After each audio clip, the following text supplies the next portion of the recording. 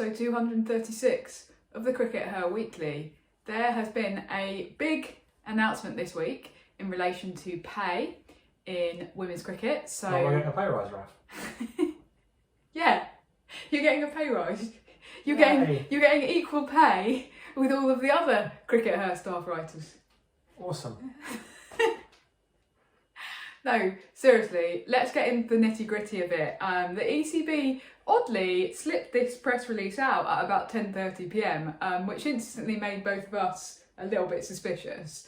But on the surface, it is really good news, right? So what they said is that as of 2025, so kind of the first season of women's and men's county cricket being played alongside each other, minimum starting salaries are going to be equalised. So that will apply at both rookie level, so kind of typically a player's first professional contract, and at senior pro level for players who have established themselves in teams, basically. So they've also said that squad sizes are going to be minimum of 15 for women's teams, which is more than we've had before. And there was something in there about a salary cap of 800k as well, which is kind of interesting because what they're saying is we want you to pay the players fairly, but not too fairly. Yeah, the salary cap itself is one of the most interesting bits of it for me, because actually I'd had private conversations where I'd suggested, I'd asked about a salary cap, and they'd gone, no, we don't need that. So they're now turning around and going, actually, we do need a salary. Yeah. That suggests to me that somebody is paying or offering the players a lot more money than all the other counties. And you guess that what's happened here is that all the other counties have gone to the ECB and gone, hang on, this isn't fair. Yeah. Can you put in a salary cap? Because otherwise all the players are going to go in one direction. That's interesting. But we don't know who that is. No. So, but we assume that that's what's driving that. So that's the salary cap. But then overall, in terms of the kind of this is being billed as equal pay, Sid, how equal is this equal pay? Well, yeah, that's the interesting question, isn't it? That the cricket authorities are so good at slipping out these things and making it sound like at last we have true equality. Yeah. But actually all we're talking about is righting a big wrong in terms of the minimum wage. So, where were we with the minimum wage before, Raf? Yeah, so the PCA, the Professional Cricketers Association, so sort of like the players' union in this country, had what they said was a minimum wage for all cricketers, which was set at 27,500. Now, when the regional contracts came in 2020, they were worth £20,000. We found that out through a leak. We weren't meant to know this. So for the past 5 years, what's prevailed is a situation whereby the PCA has had a minimum wage that's effectively been a men's minimum wage, and the PCA have never quite kind of faced up to that reality, but it is the reality of the situation. What's now happened is that the ECB have said, actually, that's not acceptable, or the PCA in conversation with the ECB have said, no, that's not acceptable. All cricketers, men and women now, is going to be paid a minimum wage. Now, it happens that the minimum wage is now 20k rather than 27.5k, but the reason being given for that is that that's where you start out with your first ever contract as a rookie. So, for example, somebody like Tilly Courtine-Coleman, who's still at school, may well be offered a rookie contract that's worth 20k, and at that stage of your life it's quite generous. And the idea is that you would then kind of work your way up the pay scale, and you would then have, once you're established in a team, as they put it in the press release, you then move up to what's known as being a senior pro, where you also have to be paid a similar level or the same level as what an equivalent male is paid. Yeah, but the key to it really here is that we've no idea, and will almost certainly not be told, how many of these players are on each team. No. So let's take Hampshire just as a wild example. I'm not having a go at Hampshire here, but let's say Hampshire next year, in their women's team, they could have, 3 rookies, say, and then they could have 10 people on the senior pro minimum wage, and then another couple of players on a bit more. Whereas the men's team, I wouldn't be surprised to find out they've only got 1 or 2 people on the minimum wage, and all the rest of them are earning a lot more. So the key to it ultimately is whether the top players earn similar amounts and whether the average is similar. Because if you have 10 players on the minimum wage in the women's team, but only 1 or 2 players on the minimum wage in the men's team, well, all the rest of them are earning 100,000 a year. That's not equality. Yeah, that's exactly it. So the devil is in the detail a little bit, and we're not going to find out what the detail is. So while we obviously really welcome this, because it's better than what we had before. This is what we do on the CRICKETher Weekly. We want more information, we want to know what's really going on here. And you're exactly right, there's a total lack of transparency about several things. One of which is, what are the criteria for being moved up from a rookie to a senior pro? So what boxes do you have to tick in order to become a senior pro? Nobody has said this. How many matches do you have to have played? How many runs do you have to have scored? Etc, etc. Okay, so that means that it's going to be up to the counties, presumably, to decide, and they're going to be like, it's going to be very easy for them to say, okay, well, we've got way more men as senior pros than women, partly because we're going to be having loads of new women pros coming in the next few years. So of course there are going to be more men who have reached like senior pro level, unless you actually have a specific criteria based on how long you've been playing for a county. Yeah, and if the criteria, for example, is the number of days cricket that you've played for the county, yes, they have a huge they have advantage, a massive because advantage, they play don't they? like 80 or 90 days cricket a year, whereas the women play, 25 if they're lucky. So you can see very easily and very quickly that it just becomes a case of it's equal pay in name alone. The other thing is, of course, that it's only a base level, whether that be at rookie or at senior pro level. So it's then very easy to say, well, all of our men deserve to be paid more than that, and for them to be way up the pay scale. Now, if I want to apply for promotion at work, then there's a list of criteria that I have to meet in order to, say, become an associate professor or a professor. And that's the case with a lot of jobs at big organisations in the UK. This isn't clear, it's not transparent. So we're, on the face of it, it's very good news, and there are definitely elements to it that we welcome, but we're also sat here going, hang on a minute, again, this is a little bit of a PR thing. Yeah, and if someone's not being transparent about something, it's reasonable to ask why they aren't being transparent. Yeah, absolutely. Now, the other thing, Sid, is that a big component of the domestic salaries that people earn nowadays in England comes from the 100. Which wasn't even really mentioned in relation to this press release, but there has been quite a bit of talk about the 100 and paying the 100 and what the 100 franchises are worth in the last couple of days, because there was an intervention by a certain Lalit Modi on Twitter. Would you like to explain this, Sid, and explain your piece that you wrote for CRICKETher? Yeah, I mean, it was a fascinating intervention, really. Lalit Modi, don't forget, remains a sort of very influential figure in cricket. His role is mostly informal now, but he's the guy that basically invented the IPL. Yeah. So and he presumably made millions out of that, and he's still presumably got interests in various things happening in cricket. He's, I would guess, got financial interests. Maybe he hasn't.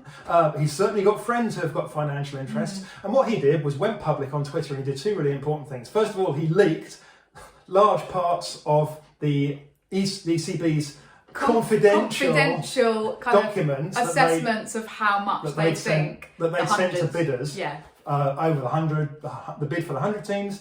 And the second thing he did was he said, this is all a load of bobbins. I don't think you quite used that expression. He didn't quite use that expression, but he went to town basically and said, these projections are ridiculous. Yeah. There's no way the 100 teams are worth this much. TV revenue is not going to be that. Sponsorship revenue is not going to be that, and so on and so forth.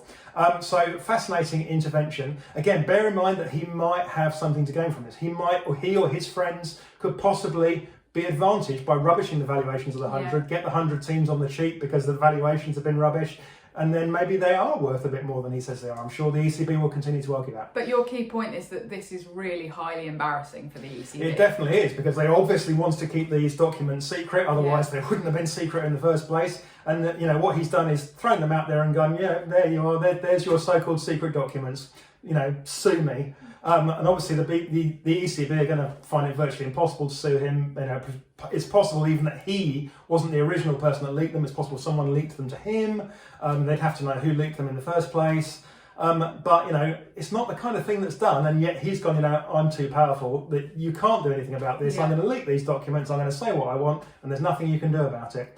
And so it's about kind of where the power lies in this exchange, that the financial exchange that the ECB wants, right? Which is what you've been saying for months, is that the ECB are trying to kind of sell off the 100 teams, sell off the jewel of the crown in the English season, to people who they think are going to play fair, and this does not fill you with confidence that those people are going to play fair or play by the rules the ECB thinks it is setting down. Yeah, I mean, again, you don't become a powerful Indian businessman. You don't become the kind of person that can create the IPL by not being able to, be the hardest person in the room. Yeah, exactly. So a little bit of naivety on behalf of the ECB there. Definitely.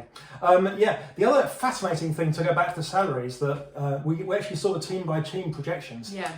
So the team-by-team projections show a massive increase in the salaries next year. Now, these are the salaries for the whole of the franchise. So there was just one figure for men's and women's and the kind of management, so what you pay the physios, what you pay the managers, the guy that drives the bus even, presumably. And those figures show a huge increase for next year. So that's kind of interesting. Now, the ISEC, the Independent Commission for Equity in Cricket, has said that they want the ECB to equalise the salaries for the men's and the women's game. Yeah, and they said that they wanted them to do it by 2025, right? They gave them a couple of years grace. So we're coming up to that quite rapidly. So Sid, this sounds like really good news, because it sounds like the salary bill's going up massively. So of course that money's going to go to the women, right? Well, it might do. Right? To be fair, that might be what they're projecting. Okay. And certainly the increase in the bill is far more than it would take to equalise the salaries. So currently the men are earning a team by team. Each team pays their men about £1 million and pays their women about 300,000. So they need an additional 700,000 or whatever. The actual increase is about 2 million per team. It's absolutely enormous. Where is that money going to go? And if large sums of it, if they go, well, we want Josh Butler so much that we're going to offer him 250,000 a year, and then he can't say no, because that'll be more than the Caribbean Premier League will pay him or whatever else he might be doing. So we're going to offer Josh Butler that. Does that mean that they're going to then be required to also offer, your Bryony Smith that? Yeah. That's the really $64,000 question. There's a big increase in the salaries, but who's going to get that money? And I'm going to tell you one thing for sure. Indian businessmen who are investing in the 100 don't give a flying monkeys about the ICEC and fulfilling their requirements and their recommendations. In fact, Indian businessmen are likely to be looking at the ECB and rolling their eyes and saying, what a load of idiots, why on earth did you let this group of independent people come in and nose around in your affairs? Tell you how to run it. We would never do that. So I'll tell you one thing for sure, if the 100 is end up being sold off, the ECB are going to have absolutely no control over that particular requirement of the ISEC. The other thing that's interesting that's been in the news this week is that Daniel Gidney, the CEO of Lancashire, has actually been calling for the top men to be paid a lot more, hasn't he? Yeah, I mean, he's saying that currently this year they are paying, he was talking about a figure of 100,000 for their men to play in the county championship. Yeah. He wants to double that. So he wants for the county championship to be able to pay his men 200,000 a year. That just strikes me as like an absolutely bonkers amount. He's saying you need to do that so that they then stop them going off and playing in more than one franchise comp a year. So that's his kind of rationale. But it's interesting that you have got county CEOs who are still saying, oh, we're not paying the men enough money, let alone like anybody actually calling for the women to be paid the same. It's showing exactly where his priorities are, Raf. And we might be coming back to this later in the episode. Well, shall we go on to that? Because again, this in relation to the ICEC, the ECB has kind of released their update, because it was a year this week from their official response. So I believe they said when it was released in June 2023, they said, okay, we're going to have 3 months where we just sit down and think about it and work out what our responses are going to be, what we're going to do and what we're not. So then that took you to September, and now we're a year on from that.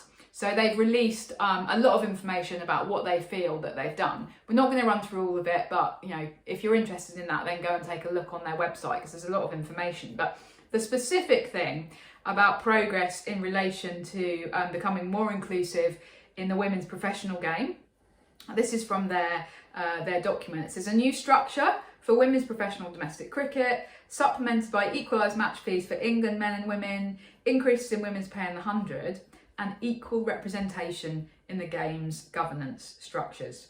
And that was the bit that particularly jumped out at me, well, at both of us really, but particularly me, because governance of women's sport is something that I've been That's your researching for the last kind of 3 or 4 or 5 years. Certainly I would say that my research points to this being a very inaccurate summation of what the ECB have done. Because what do they mean by Yeah. equal governance? Exactly. So they were criticised by the ICEC for the fact that the women's regions had no representation within the kind of senior structures of the ECB. So your CEOs of your first class counties meet with the ECB on a regular basis as a group, and they have a direct voice to the ECB through that. The women's regions had none of that. So the ECB's response to that was to go, okay, well, we'll get rid of the regions and we'll move women's cricket back into the counties. So that solves that problem, because now they're represented through the county CEOs in the same way as men's cricket is. Do you think it does solve that problem, Raf? No, it does not solve that problem. All of the evidence points to the fact that when you do this thing that I kind of call merged governance, when you push your men and women in together like that, then what happens is that women's voice within structures actually decreases and becomes less audible and less powerful, because you end up with basically, I mean, how many of the county CEOs are women?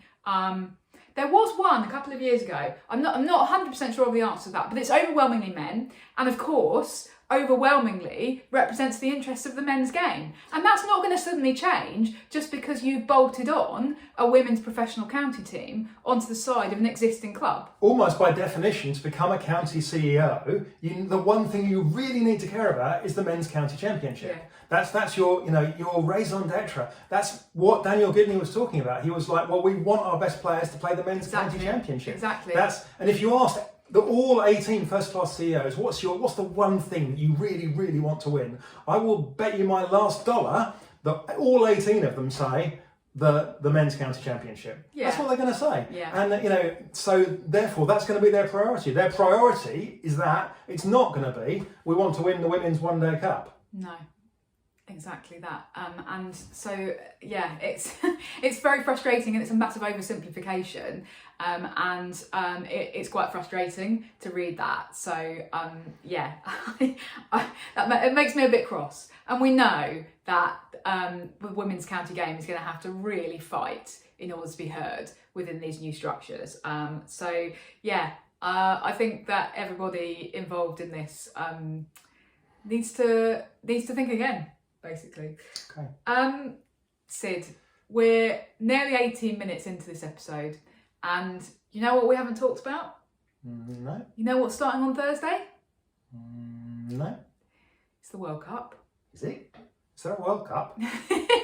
I'd barely noticed. I know. It's been a very strange build-up, and yeah, it is starting on Thursday. Bangladesh v Scotland is the opening game, which is going to be a really interesting one actually, because Bangladesh were meant to be the hosts, Scotland's first ever World Cup.